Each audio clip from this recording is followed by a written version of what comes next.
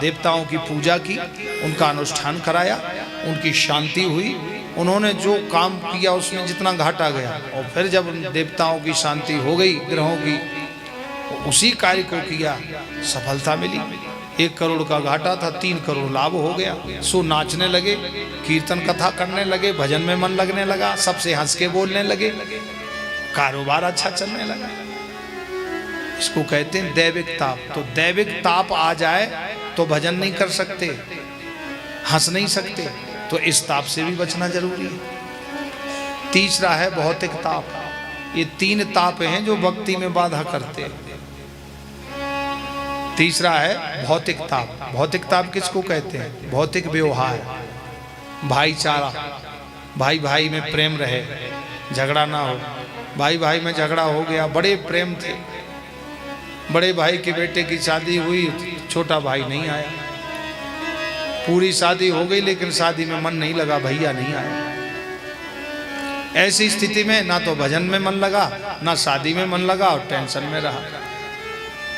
तो बोले भौतिक ताप का मतलब है भौतिक व्यवहार को संभाल के चलना, तो इस ताप से भी बचे। तो बोले ऐसा हम क्या करें जिससे तीनों ताप हमारी रक्षा करें, हम तीनों ताप से बच जाएं। तो बोले राम राज्य काहू ही नहीं व्यापा। आप राम राज्य की स्थापना अपने हृदय में कर लो।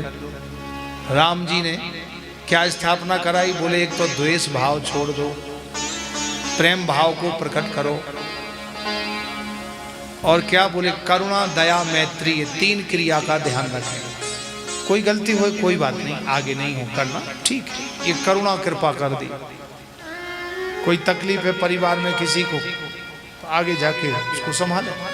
दया, मैत्री माने मित्रता का भाव, भाई भाई में प्रेम। ऐसा रहने से तीनों ताप से हम बच जाते हैं। तो बोले कौन बचाते हैं? बोले श्री कृष्णाय वयम नुमा। श्री राधा रानी के सहित श्री कृष्ण के चरण कमलों में हम ध्यान रखें, प्रेम रखें, तो वयम नुमः, हम सब उनके चरणों में नमस्कार करें, तो ये तीनों ताप हमारी रक्षा करें। तापत्रय विनाशाय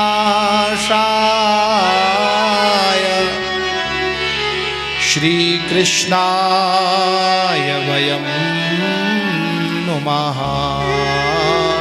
श्री कृष्णाय वयम नमः। तापत्रय विनाशाय, जो तीनों तापों का विनाश करने में समर्थ हैं, ऐसे भगवान श्री कृष्ण के चरणों में हम प्रणाम करते हैं। तो बोले कैसे? बोले श्री राधा रानी के सहित कृष्ण के चरणों में प्रणाम करते हैं।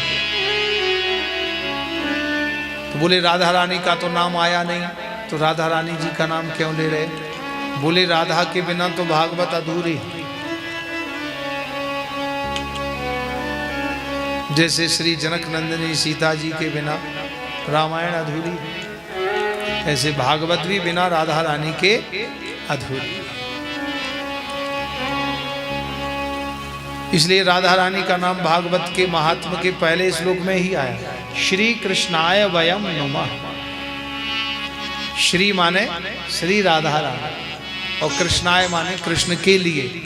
श्री राधा रानी के सहित श्री कृष्ण के चरण कमलों में हम सब मिलके प्रणाम करते हैं। बोलिए राधा कृष्ण भगवान की जय। किसी ने कहा कि श्री राधा रानी का नाम पहले क्यों आया? कृष्ण जी का नाम आता, कृष्ण जी की भागवत कथा है, भगवान कृष्ण की कथा है। तो बोले नहीं, बोले राधा ही सबका आधार है, राधा ही सबका आधार है, इसलिए श्री राधा रानी का नाम आया। क्योंकि राधा के बिना ये आधार ही नहीं है जीवन में, इसलिए श्री राधा रानी ही सबका आधार है।